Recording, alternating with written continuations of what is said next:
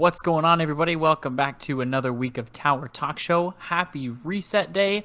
Thank you so much for tuning in. We have former Guardian in the house as per usual. Of course, we have TTaka as well. And Gamer is here. He's just orange, but he's here. What up? He's an orange G. He is the G of this unit, actually. You can just start calling him G Unit now. How did there's so much that we're going to be chatting about. I just need to take a breath real quick. Oh my goodness. Also, how was your guys' week? It's pretty good. I like Good not news. Destiny, because we know that The Destiny news was good. Destiny news was incredible. So, that was helpful. Definitely made the week better. Yeah, it was like just this blast of, I would say like a ray of hope, but it was like a blast of hope. It was a huge blast of hope. Long way to go still, obviously, but the Destiny news did at least make me a little happy. Gamer has some not so great news about his internet, but one day we'll see his face again. Not so. I see what you Well, did I there. mean, it's more than just the internet. I mean, I'm still under the weather, but, Yes, things are going okay. he's infected. He's a zombie. Rumor has it if he comes and bites any one of us, we will also be infected. Yeah, that's how it works, man. So Gamer's But- not had a wonderful week. Let's just put it that way. No, it hasn't. The wife and I tested positive for COVID, so it sucks, man. Like, it really does. So, I mean, I don't wish it on anybody. I mean, it's not like hardcore. I could see why, like, people that, have weak immune system can, like, be really bad. But it does suck, though, dude. I don't wish this on anyone, dude. It's pretty painful. I know who I'd wish it on. Can I start off with build of the week? Build of the week. Yeah. So I met, and I say met lightly because I didn't get It's a to great talk to him. transition. The biggest tool to ever play Destiny. I saw him. He was in my lobby. It was in a Rumble match. It was terrible. It was horrific. I almost don't want to put this out into the world. But it was a Warlock. Go figure. Right, Gamer? Typical. It was a freaking Warlock Jealous. using Mountaintop, wait for it, with Getaway Artist. This mofo was the biggest tool I've ever played against. He didn't even have to quick swap off of his grenade launcher. His Tell me stupid more. arc buddy would just do it for him. It was the dumbest thing ever. He just flew around the map, one-tapping you with Mountaintop, and if somehow that didn't kill you, the 6 shots from his little turret would. It was so dumb. So dumb. I hate Mountaintop with a passion to begin with, but he took it to a new level, and it was terrible. So he can get it. Not die, just get it, be sick. Sit home for a week, and hopefully not pick up Destiny again until that thing gets nerfed and sunset, and hopefully a bunch of other bad things happen to Mountaintop. But yeah, it was terrible. So Gamer, what kind of symptoms is this pathetic Warlock going to be feeling? What's the worst of it? I don't know, man. I mean, symptoms wise, man, like, I mean, it just depends. But like, sorry, man. Like, You were saying that the body aches were pretty bad, right? the thing is, so my symptoms, it started off with a headache, and then I just thought it was whatever because I work with kids. Thought it's Wow. whatever. So like, I had a headache, but I work with kids, so I'm used to it. well, I mean, like, it's behavioral kids, so I mean they'll drain you. They'll drain you out pretty easily. And so then, come a couple days later, my wife, she got the symptoms first. She got like a fever and everything, but I just thought she was just like getting kind of like, because she's pregnant. I thought she was just getting like, we didn't think anything was COVID. We just thought it was just something to do with her pregnancy, just getting sick. And then we went and get tested, and we were both positive. So like, what happened for me? Yeah, the fever and the body ache, both of those combined suck really, really bad. Like the fever is like it's like a different type of fever. It's like you really, really like feel it. Like I mean, I've gotten a fever before, but it's weird because it feels different just because of all the symptoms tied together, you know, and just kind of makes it miserable, man, for sure. And then the body ache. I mean, a couple nights ago, I think it was Saturday night. It was like I could not sleep. It was so hard. Anything I did, you couldn't sleep, man. Like your body hurt, then like you were hot, and then you were cold. It was just like you just couldn't. It was just So like it was hurting uncomfortable. so bad that you couldn't sleep. Yeah. It was crazy. And honestly, like that miserable, like it only lasted like a day. After that, things started slowing down. Tylenol was like my best friend. I like kept chugging that. So obviously now I broke my fever finally, so I have no fever, and yeah, no more fever. Just minor body aches. Not too bad. Not as bad as it was. Then I still got a headache that still hasn't gone away. But other than that, I feel like a lot better today than all the other days combined. So I'm still under quarantine. I'll probably still be here until freaking, I think Sunday's my last day, and then I'll be able to return back to work Monday or Tuesday. Nice. So you'll be ready to pass out candy on Halloween. That's perfect. Right? Yeah. But anyways, just real quick, honestly, guys, just be safe out there for real. Like it sucks, dude. It really does. You know, whether you believe in wearing a mask or not, like it doesn't matter at this point. What matters is just staying safe as much as you can. If you need to wear a mask, if wearing a mask makes you feel safe, wear it. You know, like obviously take your vitamins, drink plenty of water, because it does suck, man. It's a little stronger than a flu, you know, and like the short of breath does kill you. Like I got that a couple days ago. I remember just walking around and it was like it just hit me like, whoa, I'm like out of breath now. Like, but yeah, you know, so for sure, just be safe out there for real, guys. Yeah, nobody wants to. I mean, nobody wants anybody to die. Obviously, I mean, I don't think the majority of people want to get sick. Even like that's, I don't want the regular flu. Right, exactly. And then we're in flu Children season worse. too, you know. So yeah, you know, just be safe. Take your vitamins and drink plenty of water. You've have you rubbed Vicks all over your body yet? Oh yeah, all everywhere, and it's crazy because I can't smell the Vicks no more. I'm at the point where I lost like my smell and taste. So it's like, and they say that doesn't come back for like a good month or two. So Crazy. yeah, people I've talked to say that they've lost their sense of smell and like taste for a long time. But anyways, yeah, dude, I can't smell anything anymore, dude. So it's like Vicks is like I'm like shoving it up my nose, and it's like I can't feel the effects. Have you started mixing it into your food yet? No. And you no. can't taste I it, mean, right? So So you don't like put it right. on your toast or anything? Yeah, you can't No, taste you can't taste it now. But like my whole house smells like Vicks, and there's this plant that Mexican uses. What's it called? Like I forgot the name of it. But like you mix that with like Vicks in a pot, and then like it's supposed to help you breathe and shit. So like that smells like that. It smells like that all over my house. like boiled Vicks soup.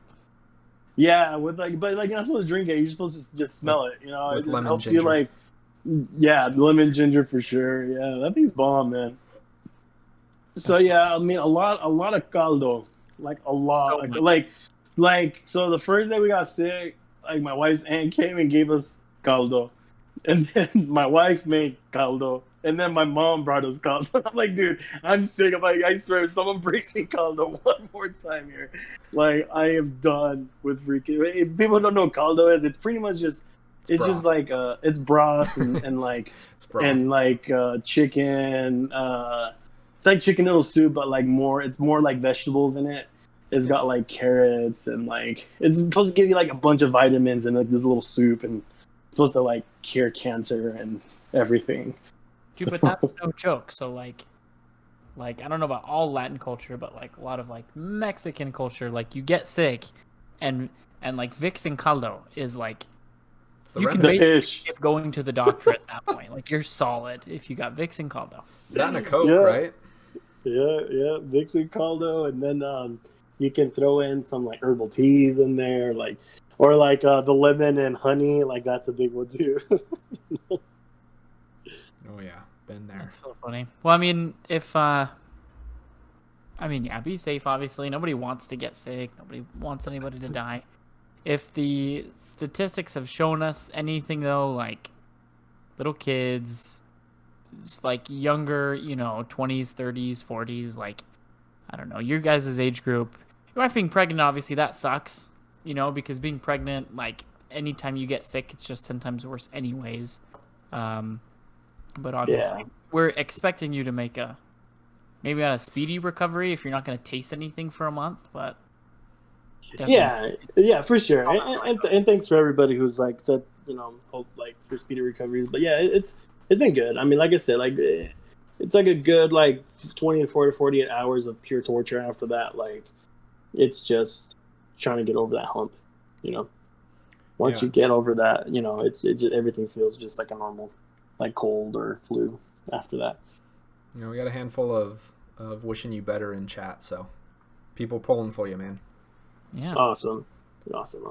You haven't been on stream in a little bit, but you definitely have fans still. Yeah, that's good to know. Well, good. Taka? Hi. What's up? I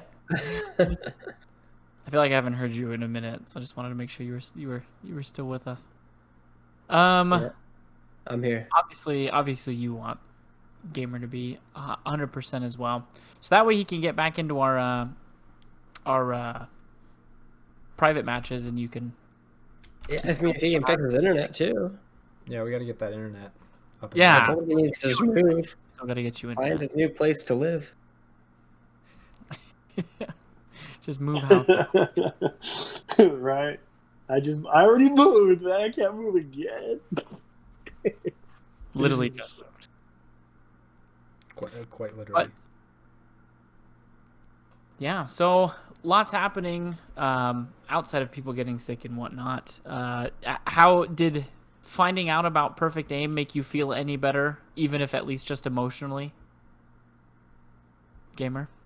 Oh, absolutely. I mean, I think that like gave me a cure, gave me like for a second I was able to like I could hear like doves flying in the air, and I can hear like like feel like I was getting resurrected, but yeah, like absolutely. I mean, that's probably the biggest news like that we've heard, especially because since we pretty much started this podcast, I feel like every week we come in, we always jump in about cheaters, and especially for you three. I mean, the first weekend of trials came out, you guys made it to Game 7 and lost it to some douchebag cheaters. So, yeah. like, they were the real douchebags too, the ones that just you couldn't kill them.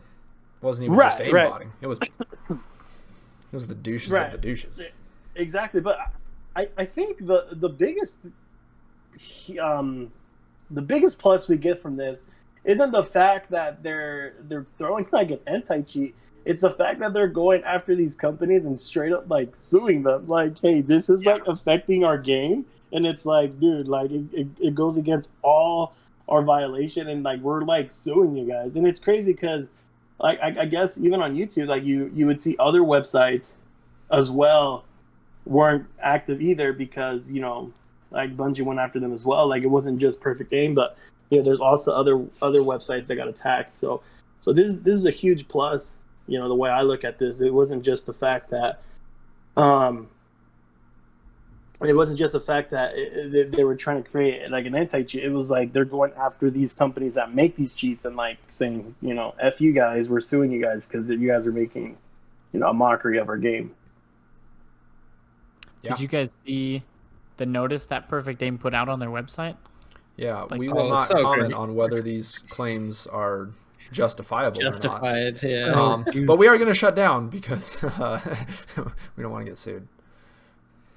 Yeah, anybody listening that hasn't been, I mean, if you listen to the show and you have been to the Perfect Aim website to purchase any type of subscription, then we definitely want to slap you across the face for that. But if you're not offended and you're still here, you go back to the website.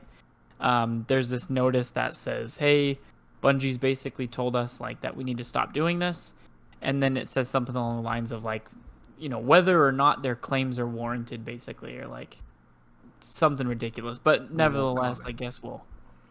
I have it. I can straight read it because We'll I took a comply picture with and demands. threw it out on Twitter because it was amazing. It says Destiny 2 aimbot cheats. This product is no longer available.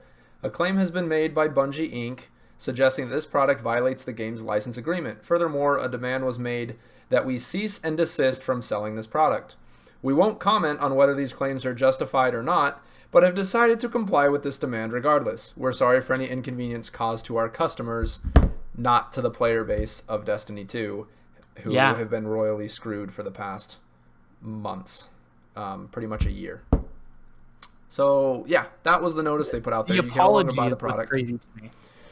and they won't who they're comment on saying whether the claims to cease and desist are justifiable. But That's insane. aimbot shut down.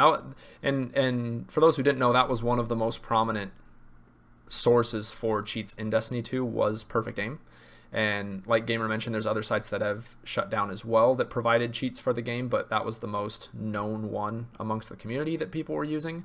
And so it's a big hit. It's a big win for us who enjoy playing the game the way it's meant to be played, which is hack free.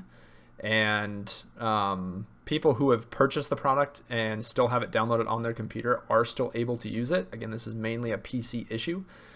They are still able to use it. You will still find cheaters in the world of Destiny if you go play right now, but it's a step in the right direction towards eliminating that as much as possible. And from what I understand, reading comments online and from what we know is coming with Beyond Light, the client itself, the actual client for Destiny, the program, will have to be re-downloaded onto your computer because of all the changes they're making, removing worlds and adding the Cosmodrome and Europa and the changes to the subclass. All the massive changes that are coming are drastically affecting the size of the game. So Bungie is requiring everybody to re-download the client. Now, again, I'm not a programmer, and so it's possible this is inaccurate, but from what I've been reading and comments that people have been making, that should essentially, once that happens, disconnect cheats that people currently have and are using as of right now, because it will be a brand new download and should put an end to that. At least the ones from Perfect Aim that you can no longer purchase and that aren't getting updated. So hopefully we see a massive drop in the amount of people cheating come November 10th, but that's what's kind of suspect to happen come beginning of November. That's the crazy thing though is so we saw in that one video that we kind of passed around our group chat, just us as friends that play together, was the guy that's basically breaking down like, here, this is how you do it essentially. This is how you toggle. This is how you use the program. And he was saying that you pay your whatever, but then you just never turn your PC off, basically. And the program's continuing to run. And it'll still, exactly. So supposedly it's a subscription, but you never really have to pay if you don't turn the PC off. Well, you can't boot it back up. Yeah. If you're gonna have to reboot this, re-download the game, essentially, you're gonna have to close it. Reboot, whatever the case is. And obviously that's why people are saying that it should fix it, because right now that program is tied to the game that's running on your PC, the Destiny file, and you're going to be downloading a whole new one to play off of from scratch when Beyond Light comes out. So it should, in theory, eliminate anybody who's using active cheats right now, because they can't go back and repurchase them. Also because Perfect Aim is not updating those cheats anymore. Bungie's put out patches in the past to help better detect for those cheats. The cheating companies have modified their cheats to make them harder to be detected. And so as time goes on, Bungie's also able to better identify people using these hacks. And so over time, it's just it should progressively get better, and hopefully we should see a massive drastic change come Beyond Light. Yeah, because at least this one cheat or this one program basically will be essentially sucked right out of the game. Yeah. Which is huge. I mean, that's not the same thing as a built-in anti-cheat. There's still many weeks to go, though. I mean, honestly, this is a huge step in the right direction, because how many people out there fully expected Beyond Light to ship and like no changes whatsoever to the cheating situation to be made? Right? Like, you look around Twitter amongst our group of friends, like I just feel like anybody I talked to about the cheating situation, everybody was just expecting Beyond Light to come out. We're gonna have a fun time playing with the new subclasses, and then it's still just gonna be like, yeah, but the cheaters are still here, so. I fully expected that. And I mean, I don't want to like jump ahead, but like, do it, jump. Especially like what we're diving into the TWAB here. The biggest announcement, obviously, there was the world's raid race. You know, it's coming, and the how they mentioned how there's going to be a little different, right? Where you're going to have the event on the weekend. I believe it's the 21st. Am I correct? November 21st is the day of the raid race. Yes. Okay, the 21st, right? So then we have that raid race, and then I think they're going to wait a couple of days before they announce the winner, correct?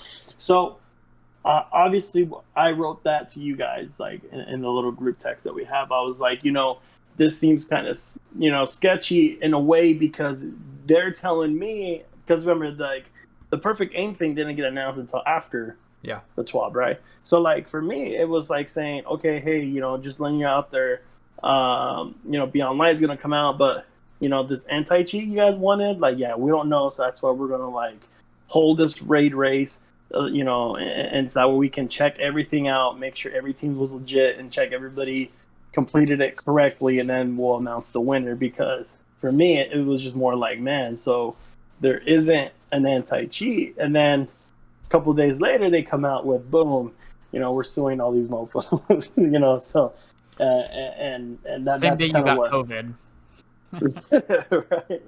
Yeah, so real quick, I'll read off of the TWAB just so for our reference. They mentioned that it's going to be on the 21st of November, starting at 10 a.m. is going to be the raid race. It's going to last for 24 hours. You get a special emblem for completing it within that first 24 hours, and that is when contest mode will be active, which will cap all players 20 power below each encounter for that first 24 hours. Artifact power is disabled. If you can make it to 12:30, you will be at the highest power you can be for all encounters. So if you're looking to do world's first raid race, that's what you're aiming to hit power-wise prior to November 21st. But it goes on to say, this year the ritual for naming the winners will be different. Following all the immediate fanfare and bustle that follows the checkered flag, our data scientists will be spending extra time validating the finishing team's run. Expect the official announcement for World's First to come a bit later than usual. Disqualifications can happen as per the official rules, so finish strong even if you hear rumors of another team's victory. So, like Gamer was saying, this came out Thursday of last week, and if I'm not mistaken, we heard about Perfect Aim removing its product for Destiny 2 cheats on Friday or Saturday. Friday. And so, yeah, reading the TWAB, it definitely sounded like they're going to have to go through and verify the run of the players who went through it to make sure that they weren't using any, you know, malicious software to boost their chances, we'll call it. And it's very, very likely that Bungie's just taking these precautions ahead of time, because you know, Perfect Aim as a website didn't shut down. They sell cheats for all kinds of games, and they continue to do that for other games out there, including commonly known ones like Fortnite and Apex Legends and all kinds of stuff. So, you know, the company itself didn't get shut down. Bungie has sent them a cease and desist notice of stop selling this product for our game. It violates the terms and conditions. Well, it was a day after that company responded and said that they were going to comply. So it's very likely that Bungie didn't know if anything would actually come of that. They didn't file a lawsuit. They sent a cease and desist order of stop doing this or we will sue you. And it was super effective, apparently, in Pokemon terms. And they're not selling that product. So, you know, like, huge win for us in the community that steps are being taken to reduce cheating in the game. But it's definitely not, okay, now there's no more cheaters on PC, congratulations. And so they're likely still going to stick to this and announce the winner, well, from what it sounds like, a couple days after. So Says an Well, I award mean- ceremony will take place in the days that follow the raid. DMG tweeted out, the war against cheaters never really ends. Mhm. So, like, just because, one of the bigger cheat platforms out there is not producing cheats, and maybe even a couple other websites aren't producing cheats for Destiny anymore, doesn't mean that there isn't still cheats out there. Doesn't mean that people can't manipulate network traffic themselves, and create their own programs and things, people who have the knowledge and stuff to do so. There's always going to be cheaters. Mhm. Just the PC gaming, that's just what happens, you Yeah. know. That to me though, as a pretext, let's call it, maybe not as much to go and say it's an excuse, that only carries you so far. I feel like, right? Because it's always going to happen. There's always going to be bad players out there. There's going to be some type of a workaround, but it's like, come on. Like, it's not like if this were like a Fortnite or an Apex or something like that, it's not like they're going to like, oh yeah, I mean, we're doing everything we can, but like, there's just always going to be cheaters. It's like, for me, that only takes you so far. Like, there is a little bit of give there in the sense of software develops and changes happen and coding develops and gets better and people find workarounds and whatever the case is. But like, so yeah, it's a continually evolving situation. But I don't think we can always fall back on like, there's just always gonna. And I'm not saying you are. The point that I'm getting at is there are people on these forums and on like the Perfect Game Discord that are like, oh, have faith in the makers and the programmers. Like, they'll find a workaround. So like that mentality of like, we'll be back is out there. And so yeah, developers like Bungie are going to have to consistently work at it. Have you played GTA 5 on PC? No. What? No. Dude, the cheating on there is ridiculous, dude. The hacking, Play with other the people cheating, on there? and Yeah, they have multiplayer. yeah, Online multiplayer. multiplayer now. I've only played Mhm. GTA for the thrill of just robbing a cop car and seeing how long I can survive as the SWAT team chases me. So I didn't know other people could exist in that world. That seems a dangerous place for them as I'm gallivanting through the city. But Like, I'm the cops now.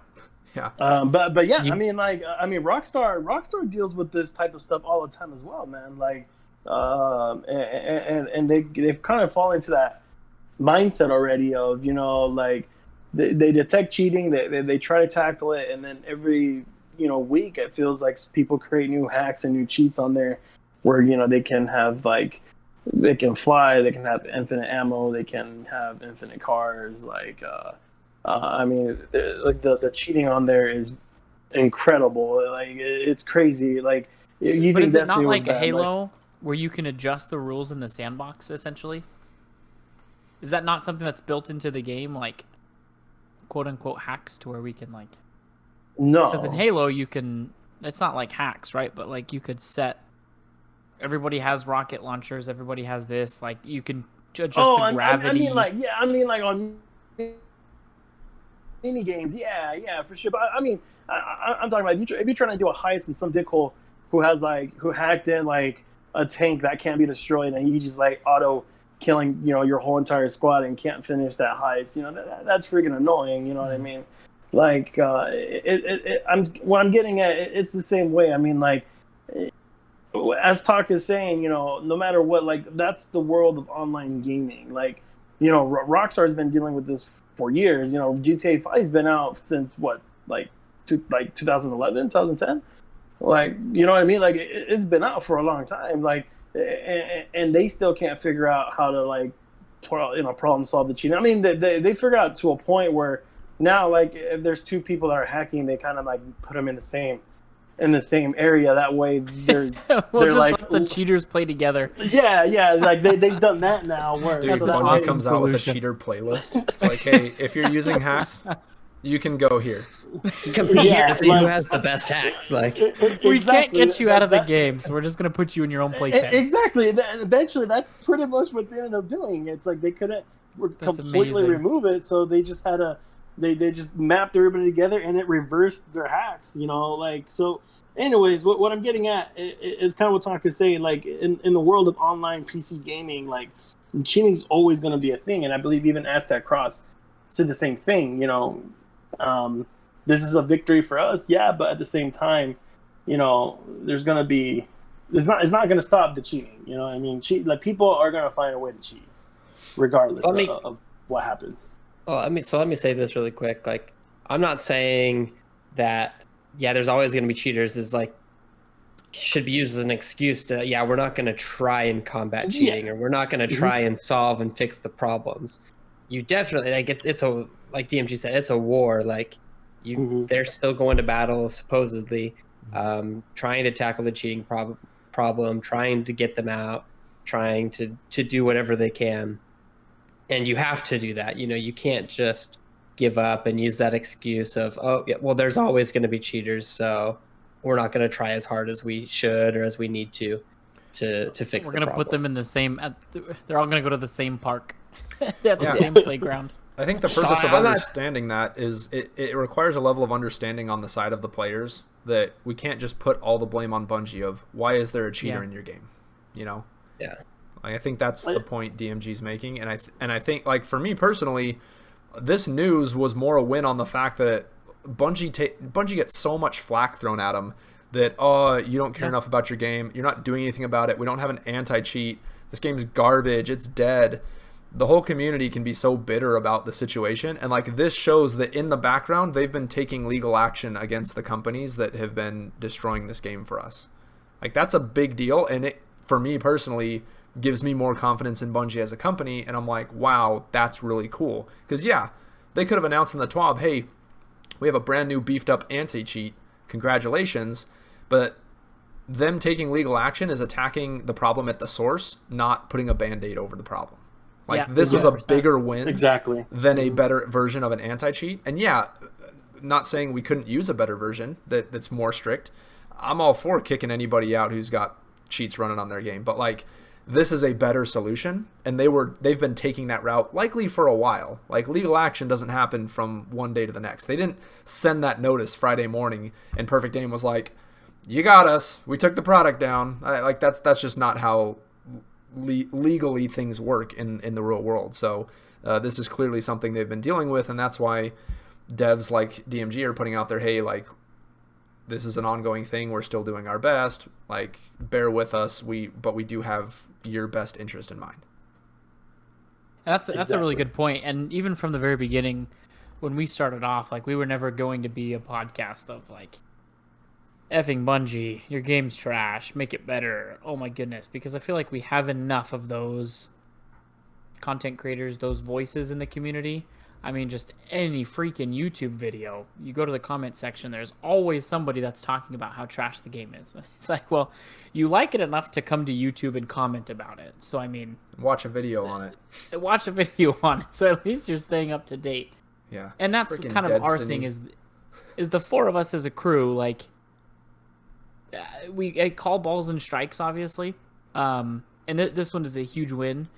From the very beginning, we've never wanted to be Bungie sucks, the game sucks. Like, we've wanted to kind of shed a little bit more light on what's going on the positive side, and give Bungie credit when credit's due. And I definitely think that I think we're past the point of playing by the in-game rules. We're going to do an anti-cheat and beat them in-game. This is beyond the game, and so going to the legal side of things, I think is a bold move, but definitely a necessary one. I think it shows some of their integrity, like, as a company that cares about their product, as they took the time and probably spent a lot of money dealing with lawyers, having things drafted up to send a cease and desist order to a company they know is a major problem. Like, I think it just shows their backbone, and like I said, gives me a ton of confidence in them as a company. I stand by them. So I agree. 100. What's crazy, though, is obviously I haven't jumped in since reset, but word on the street is that as of today, there are by no means fewer cheaters in the game. I hopped on right before we started the podcast, played 3 games of Crucible, and had a cheater on the opposing team in every one of the games. In freaking quick play. Essentially, it was an elimination. Oh no, I played a Rumble match and I played 2 eliminations, and it was blatant cheating, and it was rough. What's great though is even in elimination, which is arguably a little bit more of a competitive game mode than like Control, it's like you cheat and get the same 3 blues that I'm gonna get. So it's like, what's even the point? Like, I don't even. But then going through some of those comments and stuff on those forums, you see that there are people who like, that's just the way they quote unquote like to play the game. Like that's just their version of playing the game and like having fun. There was one that there's a made me handful of mad that was videos like- out there that if you're listening and you haven't looked up, go take Yeah. a look because they're very comical. They're freaking hilarious. As across, I know Fallout put one out too. It's just great of like all these people that are like, "Oh, Bungie, they took away our fun." It's like, yeah, that's what they did. It's a nice way to put their comments. It was the cheats were helping me get better at the game, and I can't believe Bungie won't let people play the game the way they want to, and just That was the one to me. just that was literally outlandish mind-boggling. comments that don't have any grounds to stand on, and you're just like, what are you talking about? Aimbot doesn't make you better at the game. There was one that was like, what did they say? They're like, oh yeah, like now, really nobody's gonna play this game anymore. It's like, yeah, because the cheating is what made the game unplayable, not the game itself. We all agree that the game itself is a ton of fun. We keep coming back to it. We all keep playing it. We've been forced out because of the cheaters. So, for a cheater to go, now this game is gonna be unplayable. It's kind of my favorite kind of a comment laughable was someone said that they were going to cancel their pre-order of Beyond Light. Oh like, yeah. Good, get out of Thank here. you. Yeah. Nobody wants ya. you in the game. Don't let the door hit you in the ass too hard on your way out. And it's funny because like some people on there even like use the hacking for PvE stuff, which I thought was kind of funny too because us obviously we do more PvP than anything, but we were cracking down on that towards the end here where we're saying it's not just PvP, you're seeing it in PvE as well, so I just think it's funny, people use these hacks because they want to get good in PvE or PvP. It doesn't matter. They just use it because, like what Beard is saying, it's fun for them now. They can't play a game without having some, training wheels or whatever. They're got a small PvP-ness, but it's cool. Tiny PvP-ness. Wait, so are you guys telling me you aren't just grinding out the Nightmare Forest? Dude, I don't even know what that's it's I was called, guys. like, I'm sorry, I can't even make the joke. the Nightmare Hunt, or not the it's not the Infinite Forest. The Infinite Forest, yeah, the Forest. spookies. The Forbidden Yeah, Forest. I have yet to do Is it any for- of that stuff. I think it's Infinite. Yeah, it's Forbidden. Infinite Forest. It's the Forbidden Forest. The Infinite Force is the Vex That's the strike. thing. The The Infinite I don't Forest is like where Osiris was trapped in. Dude, all I know is I haven't even spoken to The Martha Festival of the Stewart, Lost. and I accidentally touched the stupid candy up in the tree, and it filled up a slot in my inventory. I was like, dang it. Oh, you talking about Eva? Yeah, that chick. I was like, Martha Stewart. I thought you were Yes. making a joke. I was like, No, Glamour it's got Martha it. Stewart. It's Martha Stewart, dude. I was like, what trip are you taking us on? How do I Yeah. get I on? talked to her and she gave me a freaking mask, man. I'm like mad about it. It looks like Now paper it's mache. just Yeah. Yeah, it's just yeah, I have yet to do anything on there. It's an event that just didn't draw my attention. I usually like the Halloween events, and honestly, if I remember correctly, I think it was last year, this event was a ton of fun. And Yes. it was like this, how far can you get into the forest, and then you get better rewards, and for some reason they pulled back hard on it, and it's better to like go in and sit there to spend the least amount of time in the forest as possible, because you always get 5 chests, is what I understand. I haven't done it because it just didn't sound appealing once I heard. Oh, I mean, the rewards aren't appealing, let's be honest. That's the real reason I haven't done it. But it seems counterintuitive to me, because I remember going in with a fire team, and you like get to the end of a level, and then you have a little mini boss fight, and so we'd like coordinate like who's tethering this round or who's dropping a well or whatever, and we'd delete the boss as quick as possible and then try and make the next run and just see how far into the forest you could get. And like, from what I hear, that's just not even. I remember having a great meaning. time last year. So Mm-hmm. yeah, because there's like the invincible dude running you around had, with his like- axe too. It's scary AF. So I don't know. Kind of sucks, but I haven't done anything on it. It just hasn't been appealing to me this year, unfortunately. I think that's been the theme for like the past 3 episodes too. Is we at some point mention how we've not done anything. Yeah, I'm trapped at this dungeon on Breath of the Wild right now. Trying to figure that out. Yeah, trying again. That's where gamers been. If you're wondering. Yep, been playing Breath of the Wild. I don't know about you guys though. Changing gears a little bit here. I mean, Bungie always puts out a great trailer. None of the reveal trailers have made me anything less than absolutely excited for the expansion. This trailer specifically, though, getting into a little bit more of the story. Not that any of the context is anywhere similar, but just kind of judging from what we saw today on the reveal trailer. If you haven't seen that, go find it. Go just log into YouTube. It's gonna pop up. Definitely giving me the same level of excitement that Forsaken did, like when the first couple of Forsaken trailers came out. I don't know if I'm alone in that, but like, I'm way excited to play through the story. I really enjoyed the story on Forsaken. Like, it didn't feel like a chore to go back through and do it on my other characters. I don't know. The reveal trailer today definitely made me excited. Oh yeah.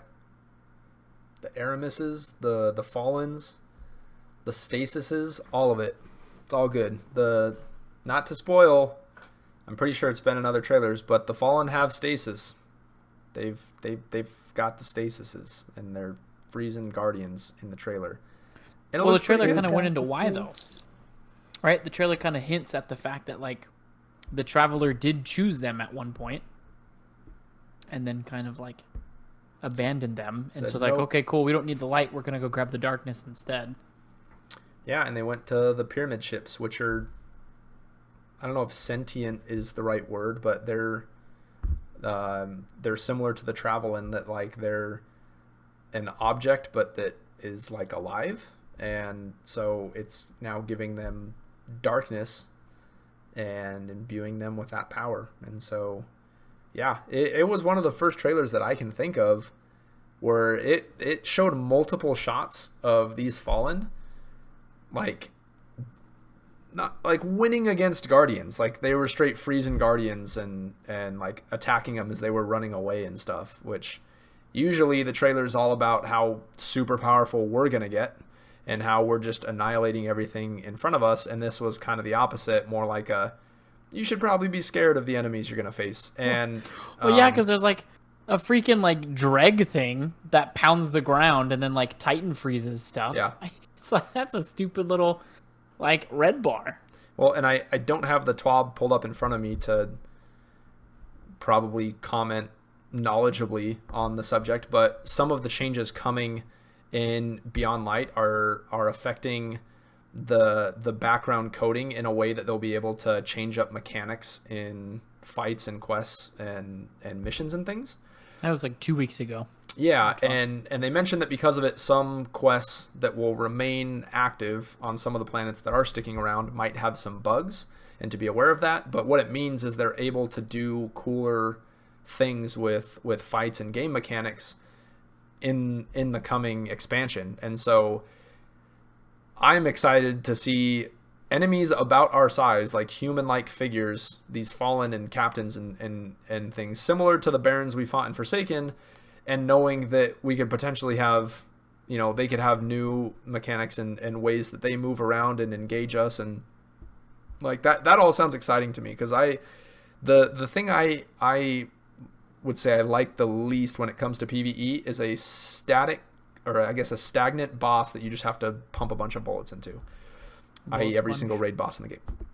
Like when it's just like DPS time and we all stand in a well with snipers, grenade launchers, or swords if you can get close, it's not really that fun. And I like the mechanics that are a bit more challenging, that require you to be maneuverable and running around and taking cover and when the boss is doing the same thing and they're pushing up on you or they're taking cover and doing whatever something different rather than just, okay, they're frozen, everybody DPS now.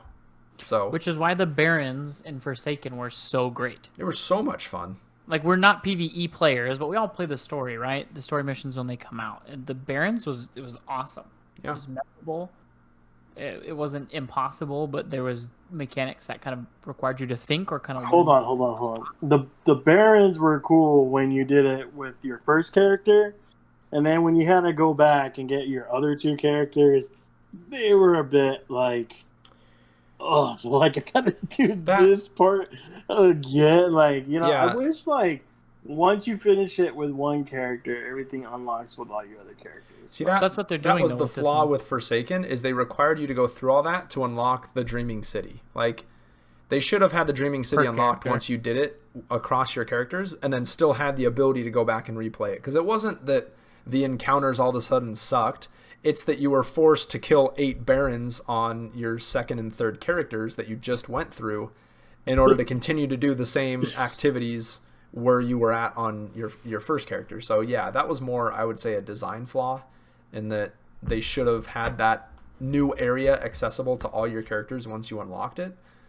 And Yeah, because I think was just now, a like with mistake. Shadowkeep, I don't think I've done the beginning part on my Titan, and I can still go to the moon. yeah, because we were farming the pit, and someone would have the checkpoint, and they're like, "Oh crap, I can't load it because I've never been to the moon." Ask me how much of Shadowkeep Ask me how much of Destiny I've done on my Titan. None. I'll give you a hint. You didn't let me say none. None of it. Is Logged in your for a Titan Crucible higher than match. 750 light is the real question. Logged in for a Crucible match with One-Eyed Mask. Kind of got freaked out about why everybody was turning red, but then I shoulder charged him and it didn't matter. And then you're like, why do I have an overshield? Why do I have a damage buff? Why do I have a melee buff? Why do I have like a 2.8 KD and I didn't shoot a single bullet? Like, you just go in, shoulder bash this guy, shotgun that guy, then die. Cool, that's positive. Stupid type. And I didn't even equip Dune Marchers. Yeah. Dune Marchers. Shock people through the wall. Hit people with the damage twice. I don't understand why that even it's got buggy. buffed. It was 10 meters before, and it was a great exotic. It was Stompies that did damage to everything 10 meters around when you punch something. And then they're like, seems a little lackluster. Right now, I mean, there's for an exotic, for a Titan exotic, yeah. I mean, if it's not blatantly overpowered, then it's They're a like, little lack. if it doesn't do 3 different things Yeah. and give you an overshield. They're like, everybody is using Antaeus wards and One-Eyed Mask.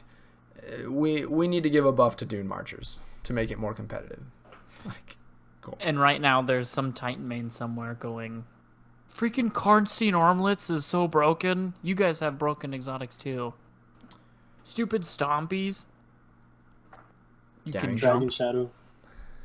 That dragon. You can shadow. jump and you get snapshot on all of your weapons. Freaking Dragon Shadow, you can dodge and get like ADS. What the? What a crutch.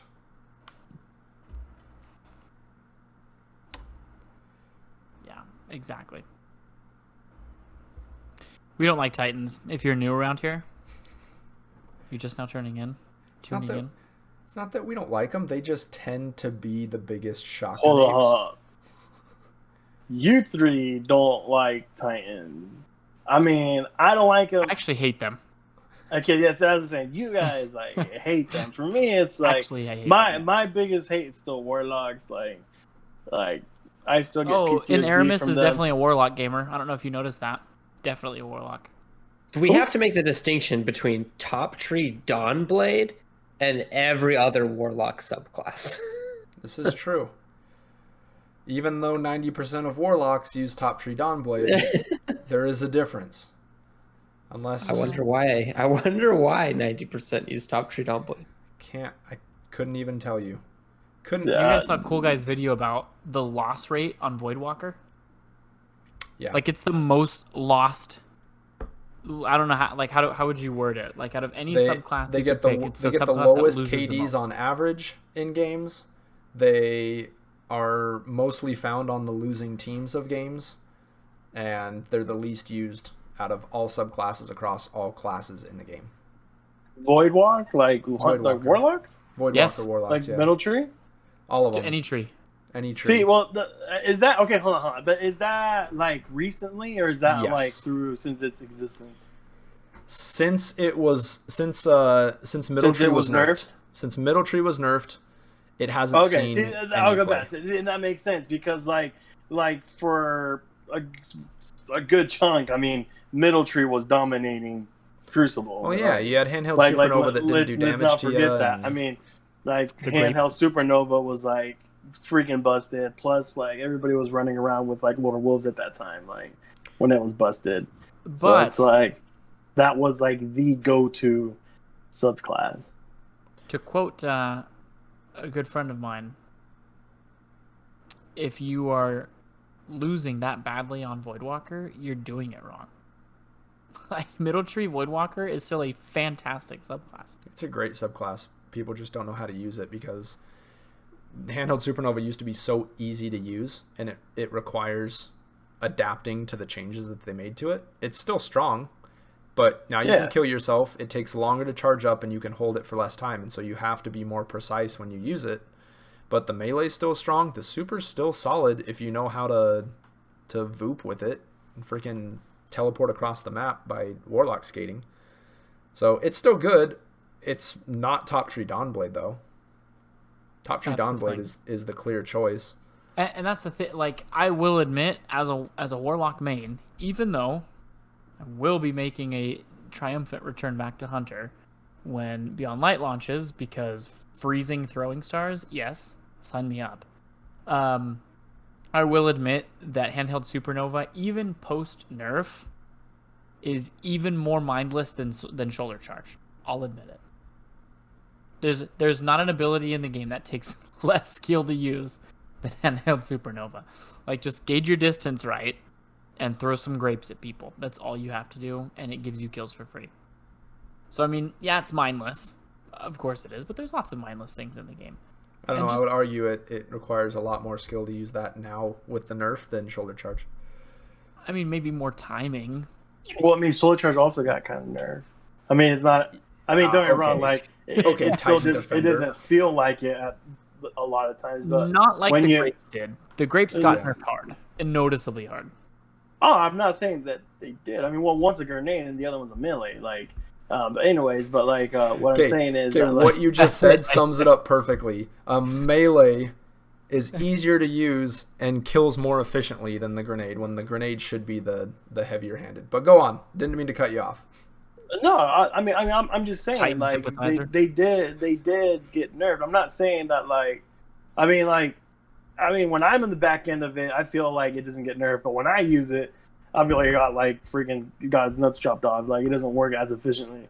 But still, like, yeah, I mean, like shoulder charge is ridiculous. I hate when I try to jump over it and like they freaking nail me on it. You know, like it's ridiculous. But I mean, you guys are like talking like Warlocks are still like OP over here. It doesn't yet tell me that they're Top Tree not. Dawnblade is the strongest subclass in the game, hands down. It is in a league of its own.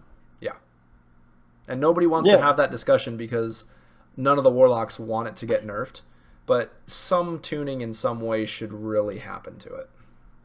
Well, yeah, but anyways, where I'm getting at is that Warlocks Warlocks, any like meta changing or like meta shifting or whatever, like they've always have a class that like still does good in it. You know what I mean? Like that's what I was saying. Like you guys are talking about like, oh, like, yeah, people who use like, you know, like Voidwalker, like are usually in the losing end of it. But I mean, like, but that's like after the nerf, like pre-nerf, like that thing was like running all over Crucible. Like Yeah, that Middle thing Tree was like that's what I'm saying. Like that thing was like for stinking OP. Like, and it, you know, like that thing was like it's like what Top Tree Dawnblade is right now. Everyone uses Top Tree Dawnblade.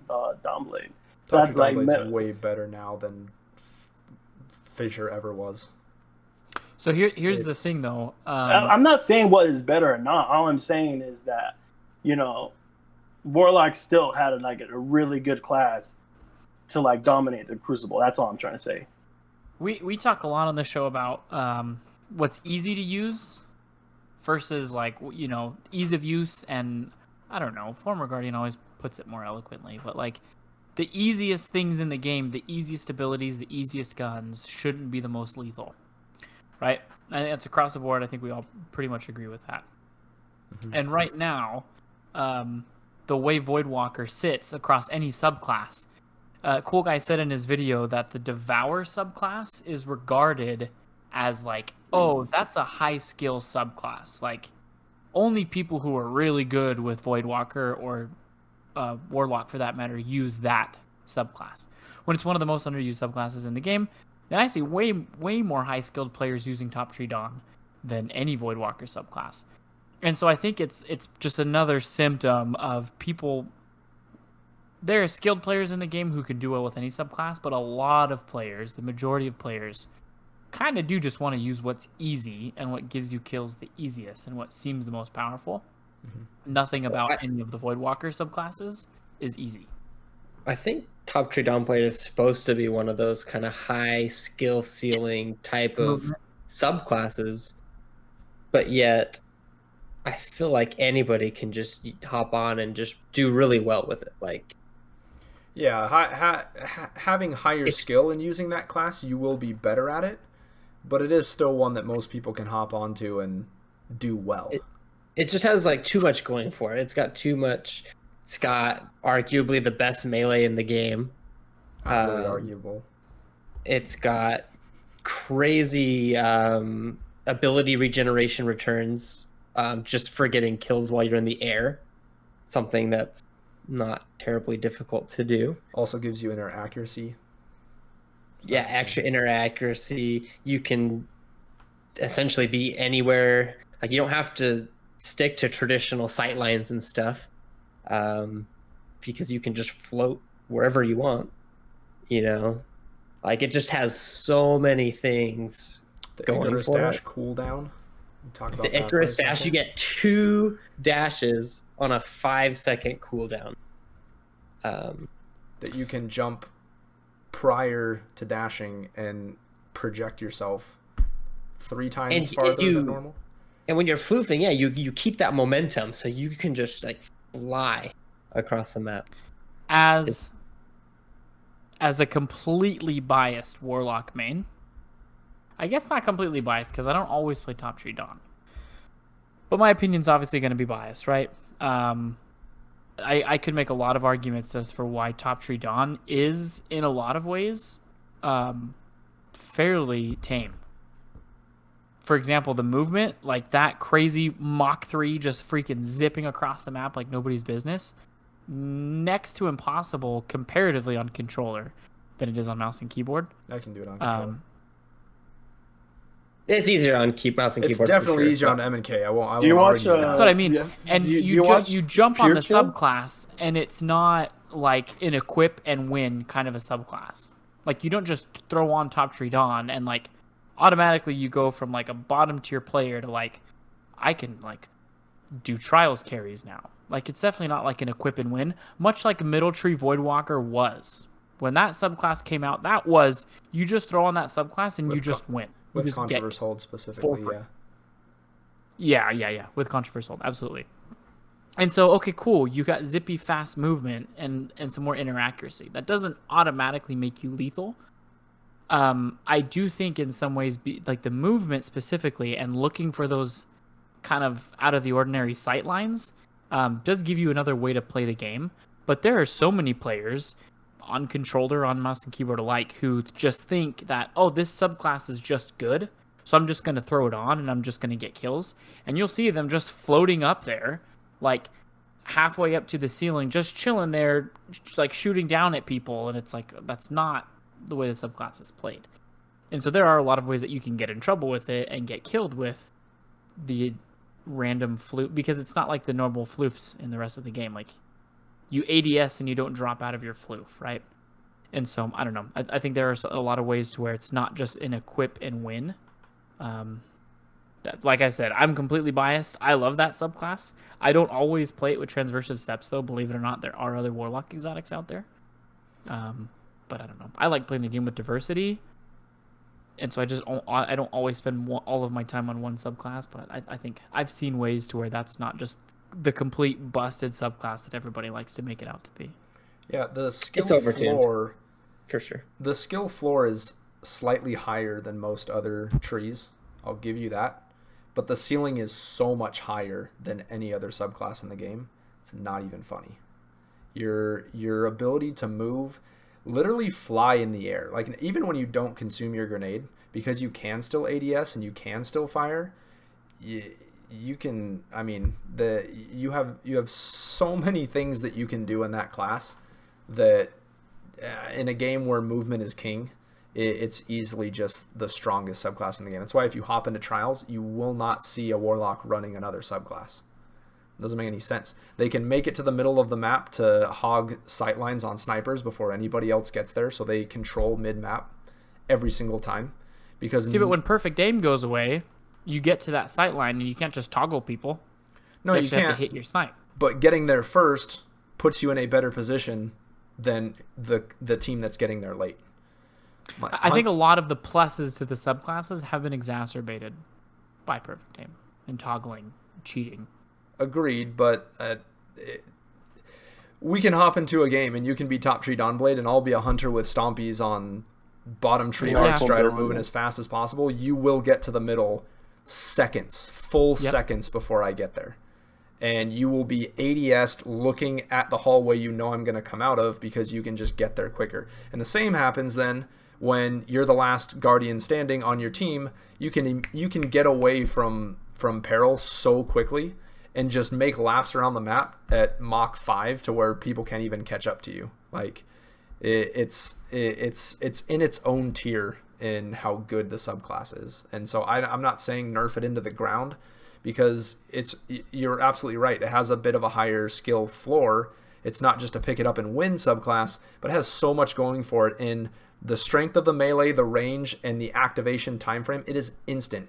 The Celestial Fire will hit you faster than a regular melee can hit you, and it does more damage.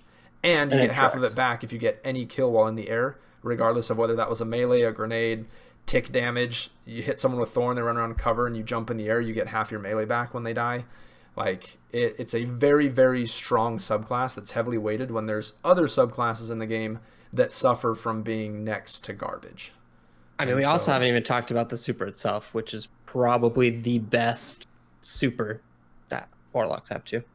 Again, the movement makes it top tier. Like it's just very hard to shut down. It's hard to challenge it and shut it down unless you have a 72 RPM sniper and you can hit it. And yeah, outrunning it is also incredibly hard because that Icarus dash will just help you catch up. Your only saving grace is hiding inside areas with low ceilings that they can't fly around in, and so hopefully you're not. And then in even the map then, outside. Like the people that I've seen that really rock that subclass and do it well don't rely, like, they go into corners and into hallways where people don't usually go with that super and run instead of just like, I can speed up really fast and floof all across the map. Yeah. I'm not going to only use that. So, or they I get what you're saying. Just jump and eject themselves or whatever. Yeah. Yeah.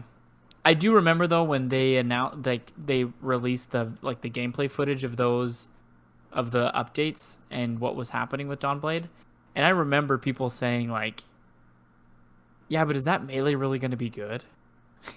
Is that melee? Is it going to do enough damage?" Because everyone saw the freaking weighted knife and thought that thing was going to be busted. Yeah. And that was the thing that was touched. And as far as I know, Celestial Fire hasn't been touched. Yeah. Here's what's funny. When that change happened, they also changed bottom tree Dawnblade. Give you $50 if you can tell me what they changed. You can't because you have never equipped it.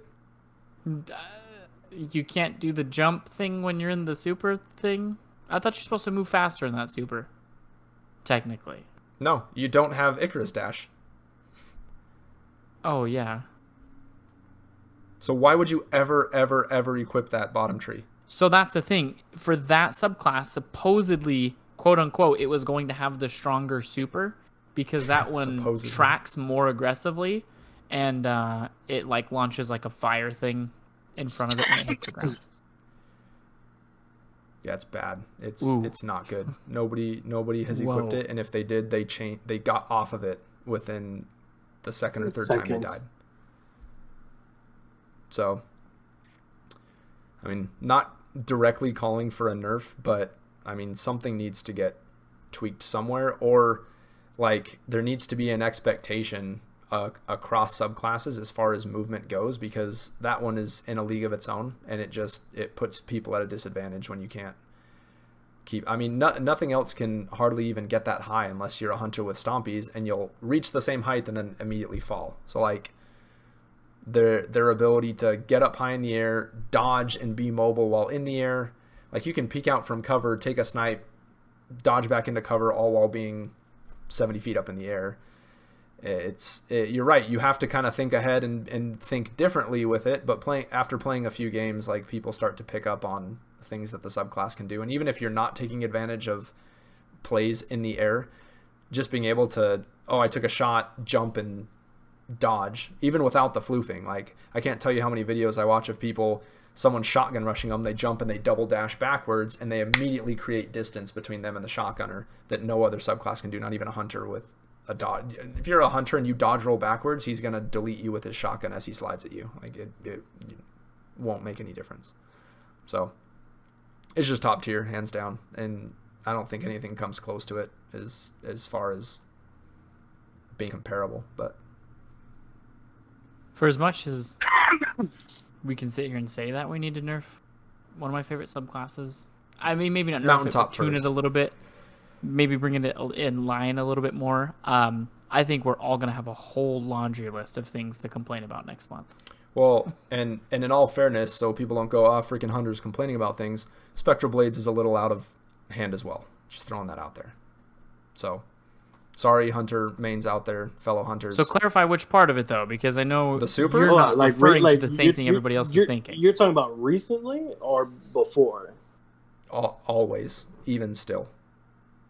I mean, like they didn't. Like they right haven't now, changed Spectral Blades. It's not as bad as it used to be. They never like, changed Spectral Blades. They changed. Yeah. They changed the exotic that makes it last longer. They changed Gwyzinvest. Not just Gwyzinvest, but they also changed it where if you would before, like you would without the vest, like you could melee and it would like auto track somebody. So without even trying, if someone's jumping like so high up in the air, that thing would reach anybody. It doesn't do that anymore. Like you gotta like still get pretty darn close to them to like you can get like kill them with it. Like see they've done that change already in the past. Like they've changed Spectral Blade like so many times already, man. I've never had an issue with tracking or hit registration on that super ever.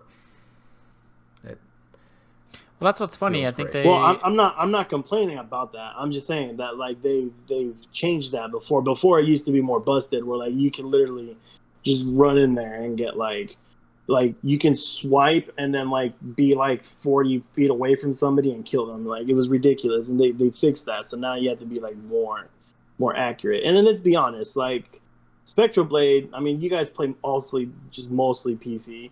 Like Spectral Blade on PC is like freaking like. Still amazing. Like when I go to Xbox, I do not play Spectral Blade because on Xbox it is garbage, like pure garbage. Like you're not as fast, you don't have that field of view, like you do not get anywhere as near as kill as you do on PC, and that is like a fact, dude. Like Spectral Blade on Xbox on console is pure garbage. Like no one almost like uses it, dude. I think when they did announce some changes to that middle tree, though, I don't think they pointed them in the right direction. Because it's like, what's the thing that everybody complains about? Oh, they crouch and get a kill and they can see through walls. Like, yeah, that's strong in a game where information is pivotal. But at the same time, it's like that. I mean, come on. I think the reason they haven't adjusted Spectral Blade is because it's the only real thing that class has going for it. That subclass. The neutral game is just average. Nobody takes advantage of the going invisible and getting true sight from a crouched kill. and you certainly don't debuff somebody by meleeing them afterwards. So you have a smoke bomb that does a bit more damage than the other 2 smoke bombs, and you have Spectral Blade. That's literally all you get from that subclass. And Well, Taka I would is say a that's why they Night haven't messed Stalker with it. minion, and I don't remember the last time I ever saw him use Spectral Blades. That's because he likes his Inviso. He likes the tether. That's his thing. I don't like Tether. That's I just like the neutral game of Top Tree. You love tether. You told me you're like, I love tether. So, Gamer, I'm going to throw this one at you because Former and I talked about this a couple days ago. When was the last time Taka killed you with an ability? I don't know. I feel like when he plays other subclasses. Yeah, when he plays a Sunbreaker, he's always killing me with this stupid. Yeah, when he roaring plays flame. Warlock, dude, he always kills with his freaking melees. But when he plays Hunter, when was the last time he killed you with an ability? Not often, because When was the last time obviously any of us got an ability kill with a he uses Hunter? middle tree tether, top tree tether. Taki, do you know the last time you killed somebody with an ability on top tree? Occasionally, you get those spicy spike grenades on the wall, but that's about it. And by the way, can we all agree that's like the sexiest grenade? I love it. It needs help because of the stupid texture maps on walls, but that's the only I thing. hate that, dude. That's the only Yeah, it thing. can be hard. You feel like you got the perfect setup and you throw it and then it like shoots the opposite direction. You're like, okay. I'm like, That's all right. not how I saw that going. Hits a pebble in the wall and it's pointed straight up at the ceiling. Yeah. Dude, I'm pretty excited for Really the new well. grenades we're gonna get. I'm not gonna lie. Dude, I wish you could like stick people with it and they'd be like running around and it would be like shooting off in the direction, like hitting their teammates. That would be cool. Instead The of just like unicorn- bouncing off them and landing on the ground. And they made trip mines that way. I don't know why they wouldn't do it to spikes, but So there was like, in between the lines, there was a pretty big compliment in there though, Taka, that like, there are some subclasses in the game that their neutral game force you to only get kills with your weapons.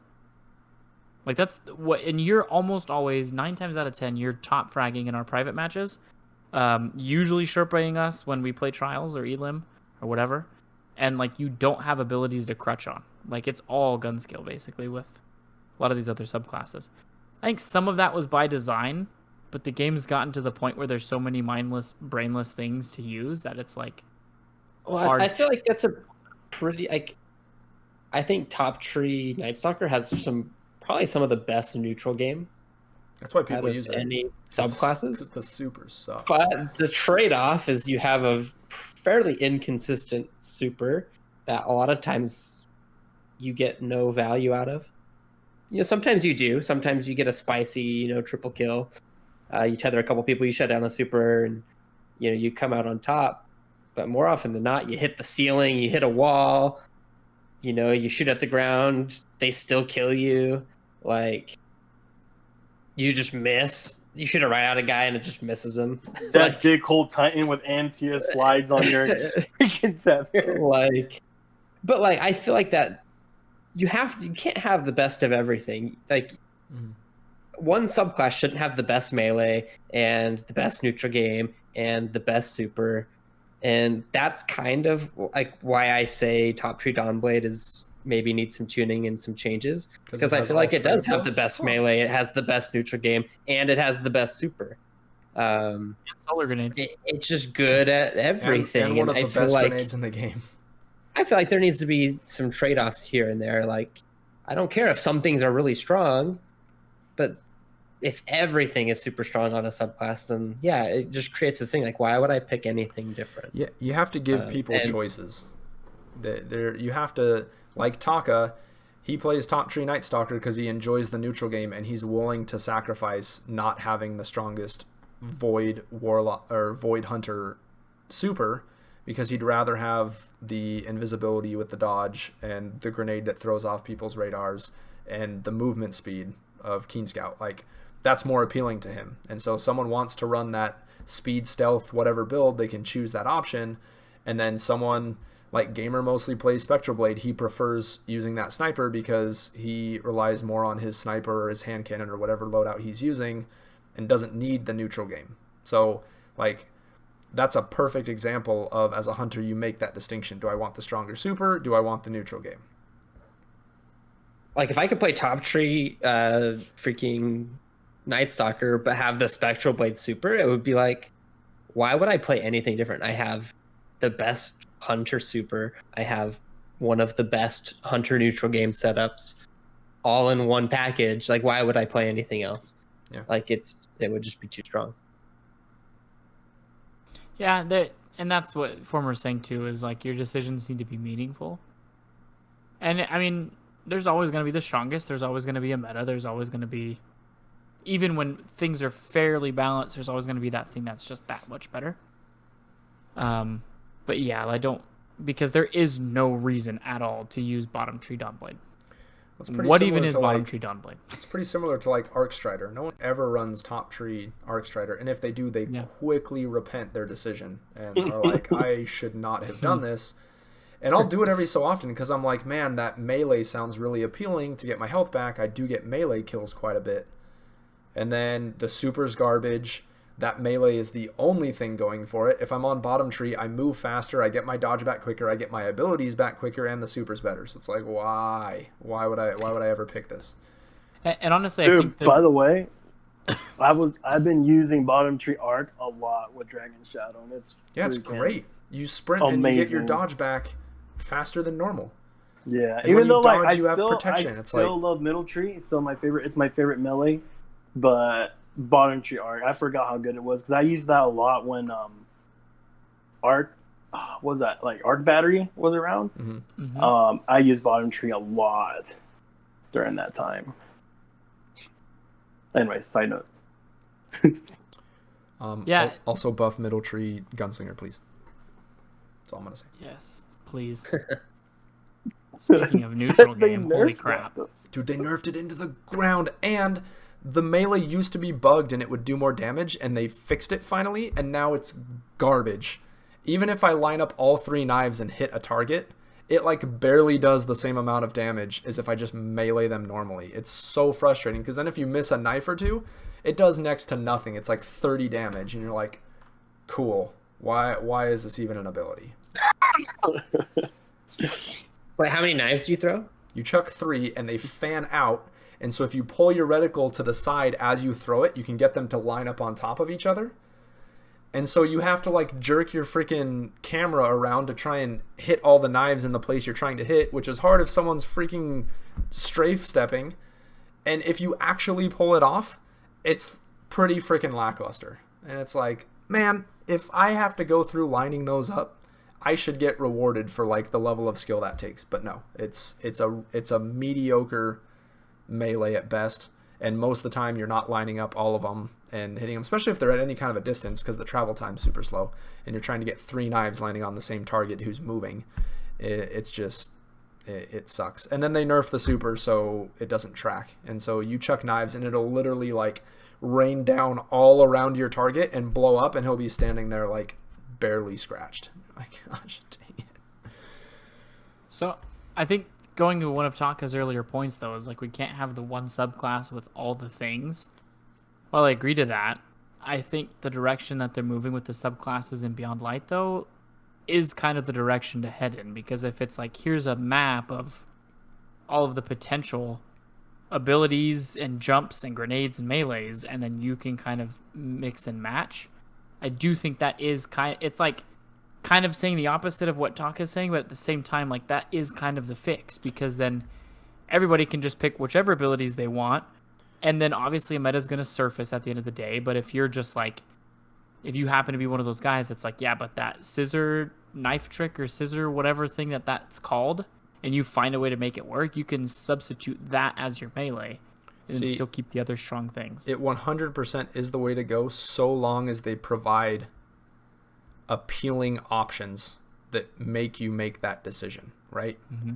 Like, if your choice on Night Stalker is to dodge roll and go invisible, or have whatever garbage perk is on bottom tree that we don't even know because nobody uses it, no, like, everybody's just gonna pick the one, right? If it's Celestial Fire or the bottom tree Dawn Blade melee, everybody's No. going to pick Celestial Fire, right? There has to be an appealing option that makes you go, this is better for my scenario, but somebody on the other team might be using the other option because it appeals to theirs, right?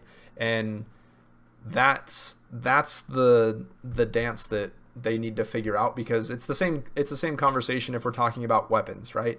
There's always a clear-cut choice, but it's also because it's usually this one gives a damage buff and this one doesn't. So just pick the one that makes you kill things faster, because that's what the game's about. Like there can't be this is clearly better. It has to be pick one depending on if you're going to be the up close and aggressive shotgun rusher type player, this is the perk or the weapon whatever for you.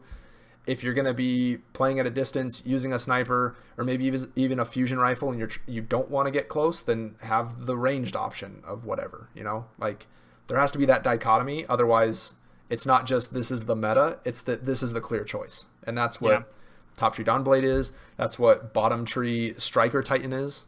I know there's people out there that use Middle Tree, but like Bottom just kind of has it all. And that's what most people gravitate towards. Like, well, correct me if I'm wrong, but it seems like this new way that they're going, not only are you going to have to make decisions like between that, like, what kind of ability, how your ability is going to affect, but maybe even like, am I going to augment my melee ability? Maybe I get an extra melee, or am I going to use that artifact slot to like upgrade my super or something else? And so it's, you're making that decision. Like, do I want to have a slightly stronger super by equipping this thing?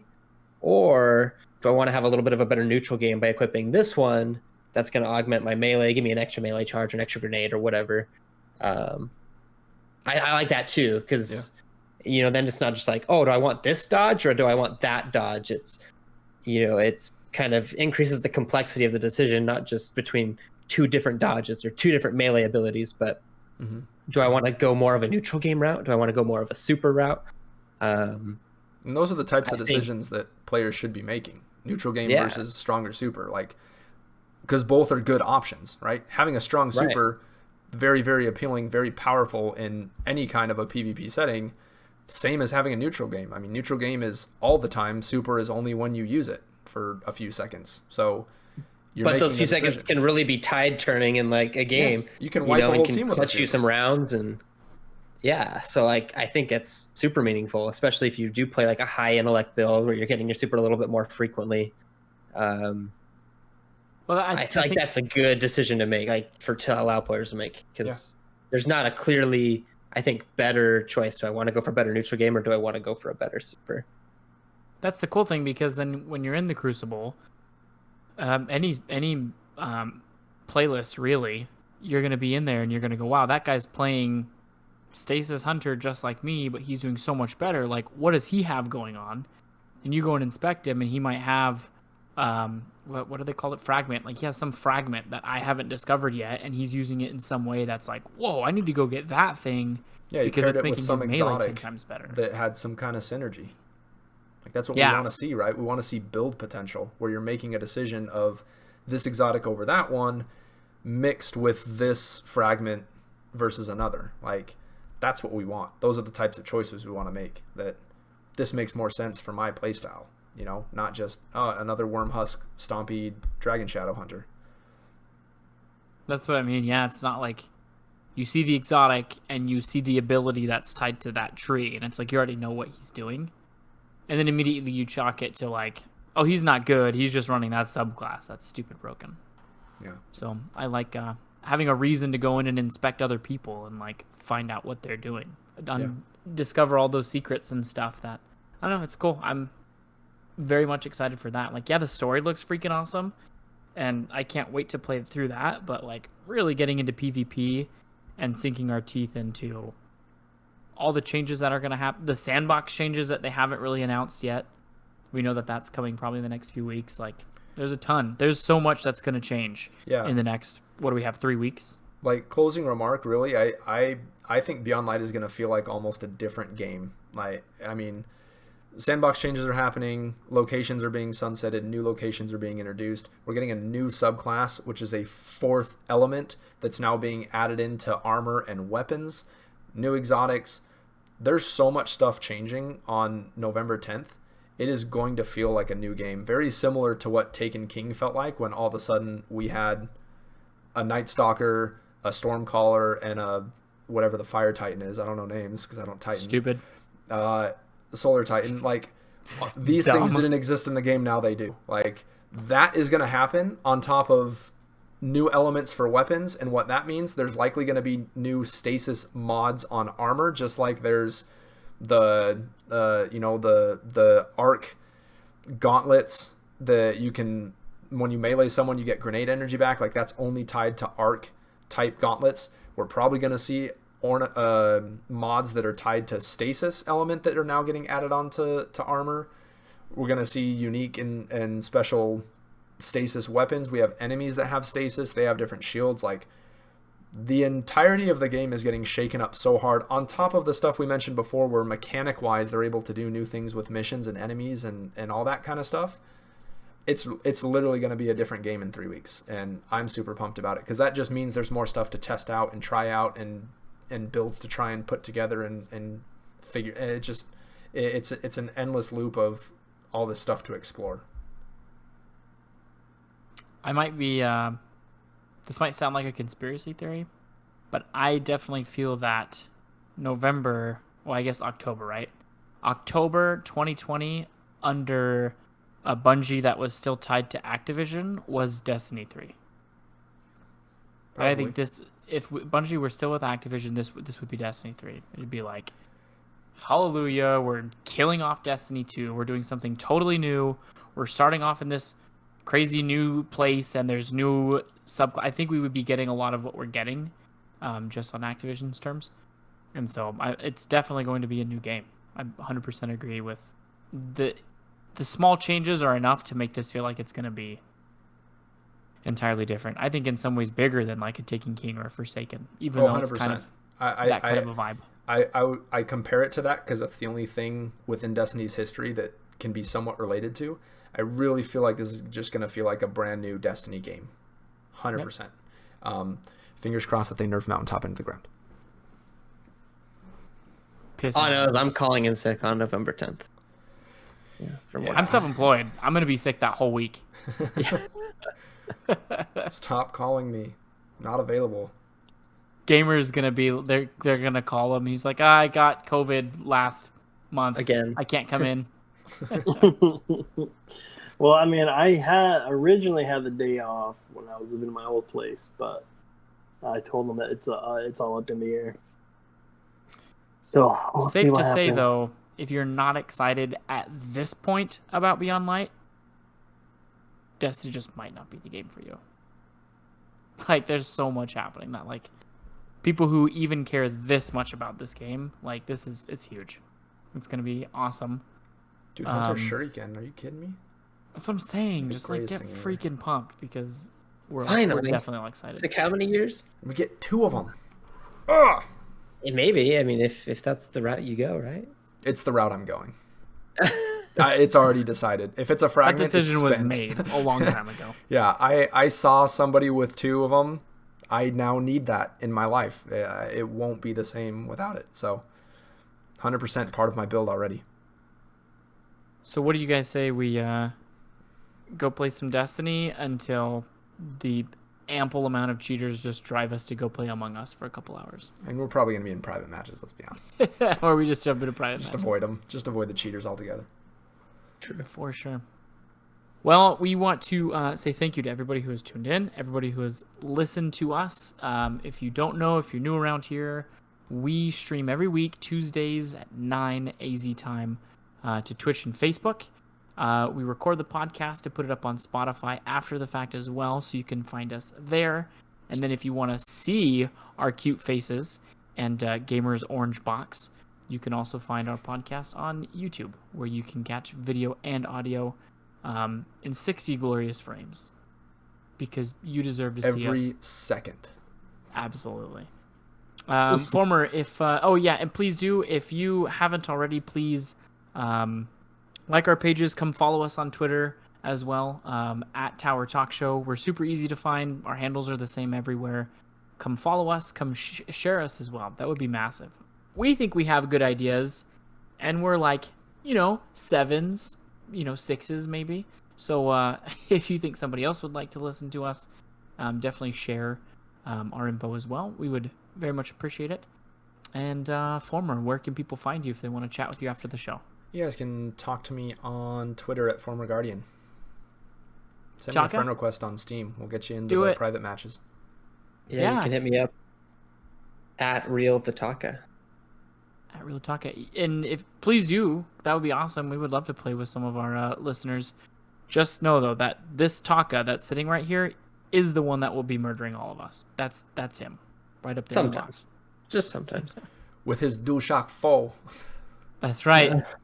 And his aim assist. Gamer, where can people find you? You can find me not streaming on Twitch yet and complaining about it on Twitter, playing Breath of the Wild, and I wish you guys could see it because I am having a blast with it. But find me on Twitter at NotSoGamer91. Send him some wishes and some thoughts and prayers. He needs them. He's gonna make a full recovery though. Yeah, But yeah. thoughts and Stay prayers safe, definitely guys. appreciated. Wear your mask if you need to, but do just be safe out there. Absolutely. Thank you for that. And if you feel the need, you can find me on Twitter as well at TheRealBeard. Love you guys. We will see you next week. Let's go play some Crucible. Later. See ya.